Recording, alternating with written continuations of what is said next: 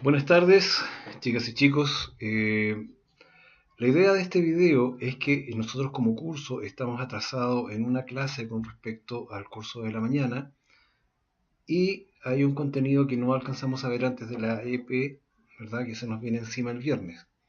Y yo no quiero que estén en desventaja con respecto al otro curso, porque la EP ya está entregada.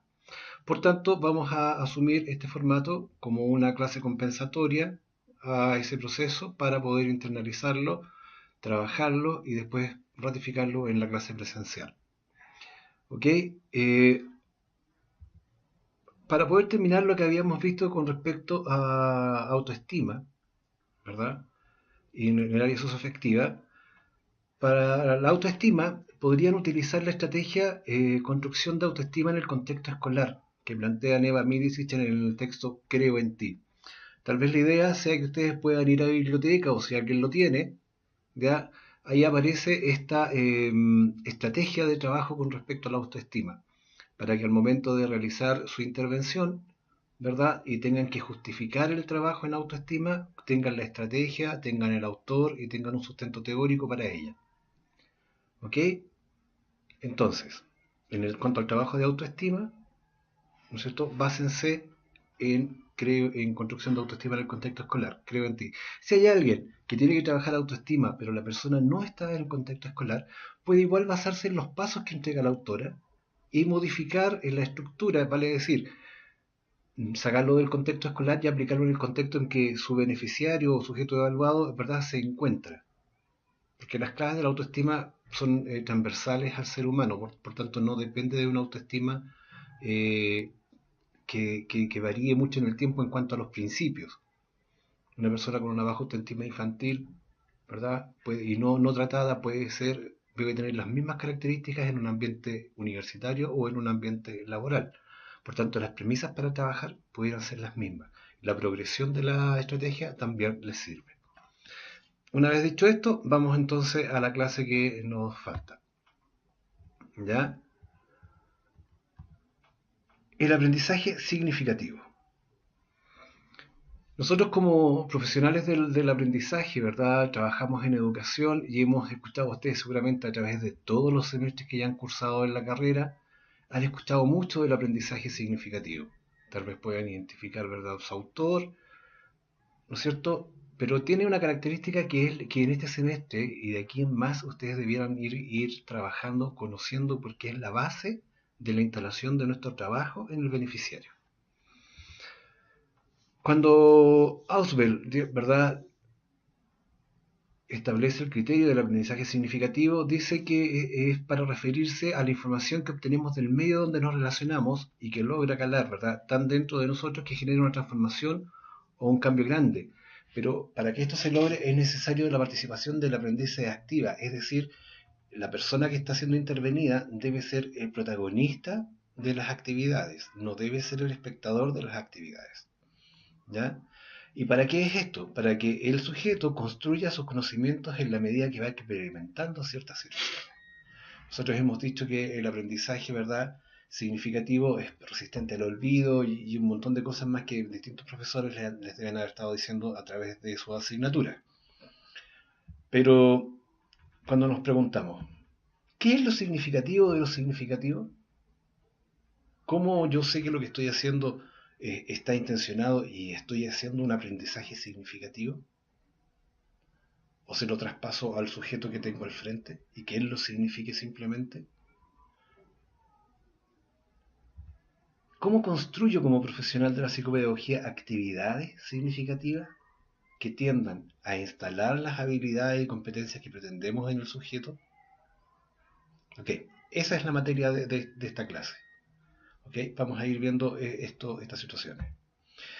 El principio de la significación dice que hay una nueva información que se relaciona de una manera arbitraria y no literal, vale decir, no memorística, con un aspecto de una estructura previa en el sujeto. Entonces aquí tenemos dos elementos que distinguir. En primer lugar, el tipo tiene, ¿verdad?, una estructura previa, lo que nosotros hemos llamado, ¿no es cierto?, los conocimientos previos. Nosotros le vamos a entregar entonces una nueva información, que va a ser lo del aprendizaje, ¿ya?, que él lo significa desde una perspectiva no literal y no memorística. Cuando hablamos de no memorística, nos referimos a que el tipo lo relaciona de manera activa. Cuando hay aprendizaje memorístico, no hay ningún esfuerzo por parte del aprendiz. Es como cuando ustedes le dice el profesor, ¿entendieron esto? Ajá. Y es como para dejar la situación hasta ahí, aunque no lo hayan entendido. No hay ningún esfuerzo cognitivo por parte del sujeto por tratar de entender, ¿cierto? O de relacionar esto con algo que yo tenga en la cabeza. No hago el ejercicio de saber si lo que está hablando el profe Ernesto en realidad ya me lo habían mencionado, en realidad no me lo habían mencionado, o si tengo una vaga idea, para poder anclar, ¿verdad?, esta información nueva con información antigua y empezar a hacer la integración de contenido. ¿Ok? Entonces tenemos un conocimiento previo sobre algo, ¿verdad? Y esa sería la estructura que ya está dentro de la cabeza del sujeto. Frente a eso, yo le voy a poner nueva información, que sería el contenido del aprendizaje. ¿Ok? Lo que va a pasar entonces es que este contenido se engancha con el contenido previo, ¿verdad? Para formar una nueva estructura cognitiva. Ya esa estructura es el aprendizaje. ¿Ok? Esto es cómo funciona en cuanto al principio de la acción del aprendizaje significativo. ¿Mm? ¿Y cómo se hace? ¿Cómo se trabaja el aprendizaje significativo? ¿Se puede trabajar de manera intencionada? Sí, se puede trabajar de manera intencionada. ¿Ya? Se debe seguir una secuencia de 5 pasos o momentos, ¿ya?, en la actividad que yo estoy haciendo. Esto vayan pensándolo, por favor, en el tema de cuando ustedes tengan que generar las actividades de intervención. ¿Ya? Porque estas actividades debieran ser significativas. ¿Cómo se hace entonces? Vamos a partir desde la motivación hacia la derecha, entendiendo que aquí tenemos los pasos: 1, 2, 3, 4 y 5 pasos. La motivación, el paso básico, el paso práctico, de evaluación y de extensión. Vamos ahora a ir trabajando cada uno para explicarles de qué se trata. En cuanto al momento de la motivación, ¿no es cierto?, es cuando el profesional, ¿no es cierto?, activa los conocimientos previos del sujeto que está interviniendo.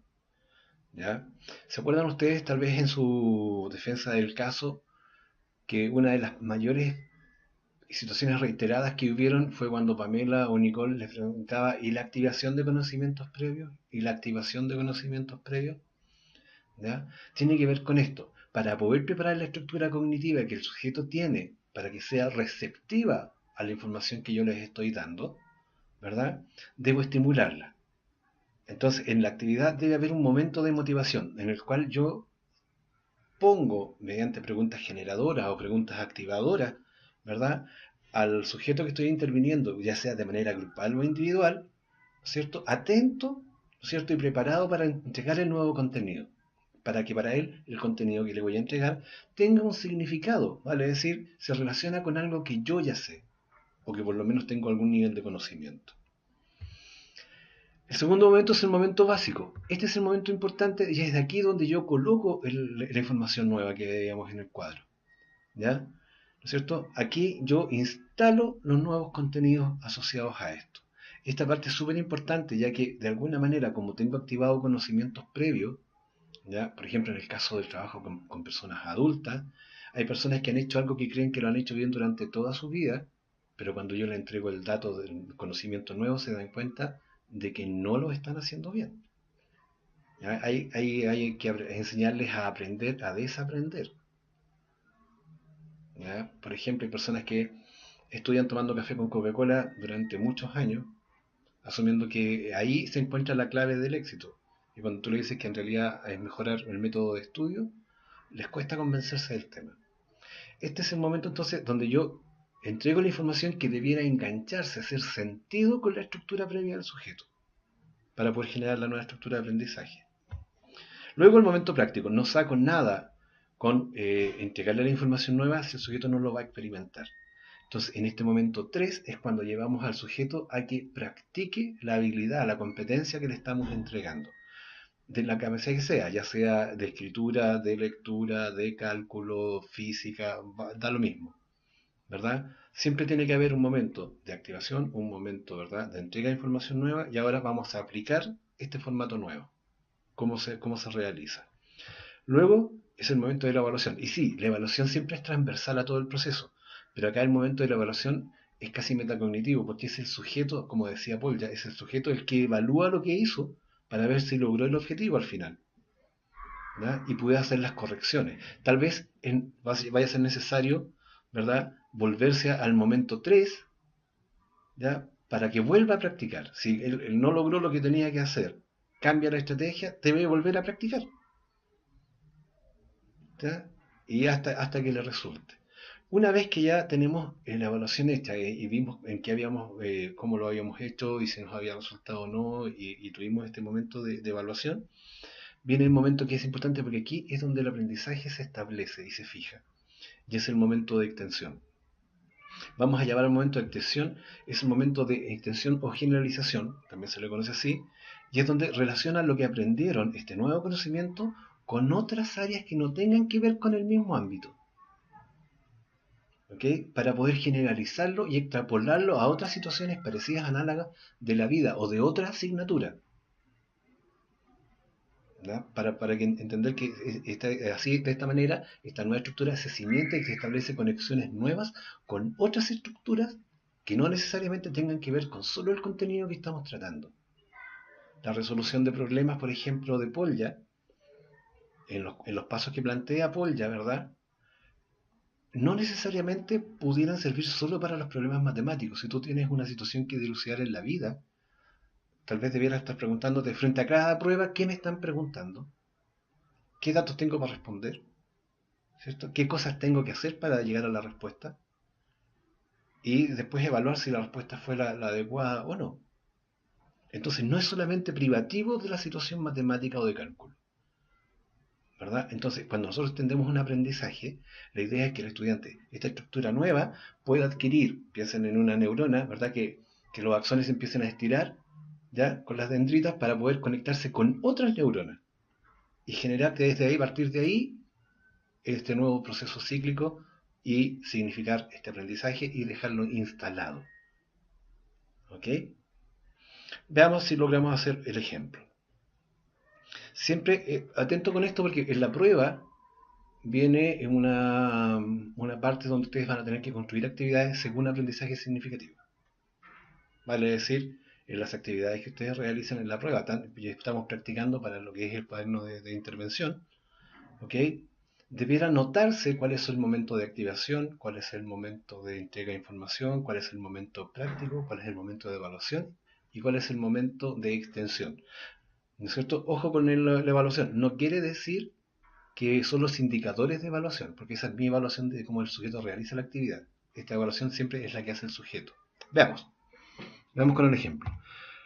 El aprendizaje esperado, ¿cierto? Acá yo tengo que el aprendizaje esperado es el trabajo en equipo. Eso es lo que yo quiero instalar, ¿ok? Para lo que voy a trabajar con el sujeto.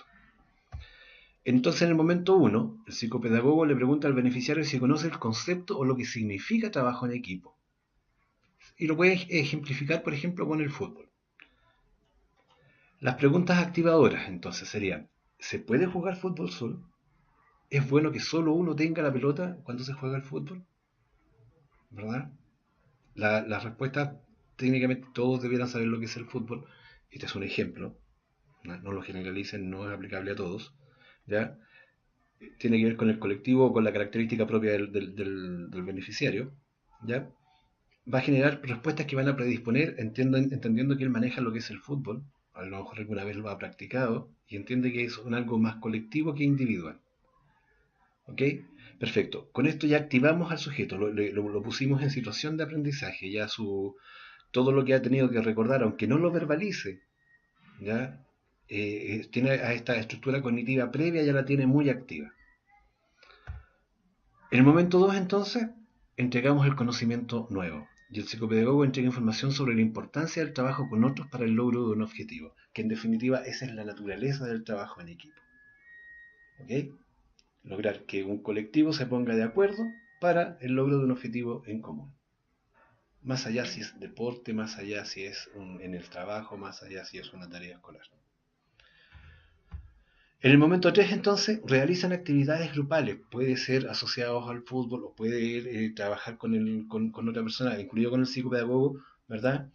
En actividades que requieran de la participación de más de una persona para el logro del objetivo. ¿Ok? Cosa que él evidencie que no lo puede hacer solo y que necesita del equipo, ¿no es cierto?, o de un otro para poder realizar esta actividad y lograr el objetivo que se les propone. En el momento 4, entonces, la evaluación. Se evalúa si las estrategias ocupadas sirvieron para realizar la actividad. O sea, si lo lograron, ciertamente sí. Si no lo lograron, seguramente va a haber que ver en qué parte nos equivocamos, ¿ya? Y tal vez se van a pedir, o sería bueno que volviera a practicar esta nueva estrategia para poder afianzar bien, bajo los conceptos que le entregamos de trabajo en equipo, de que no lo haga siempre solo uno, de que todas estas situaciones. ¿Ok? Y en el momento 5 vienen las preguntas generalizadoras. Entonces, por ejemplo, decimos, ¿el trabajo en equipo es solo para el deporte? Y obligamos a que el sujeto en verdad piense en otras situaciones donde debe recurrir a otros, por ejemplo.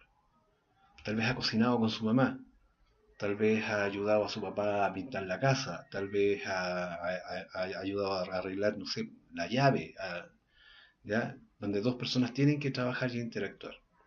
Y aquí lo llevamos a una generalización aún más amplia. ¿En qué otras actividades o situaciones podemos trabajar en equipo? Lo sacamos del mundo del deporte y de la competencia para ponerlo en otras situaciones, ¿ya? Y que denuncie de manera verbal, ¿verdad?, o escrita, en qué otras situaciones podríamos ocupar el trabajo en equipo como una buena estrategia para el logro del objetivo.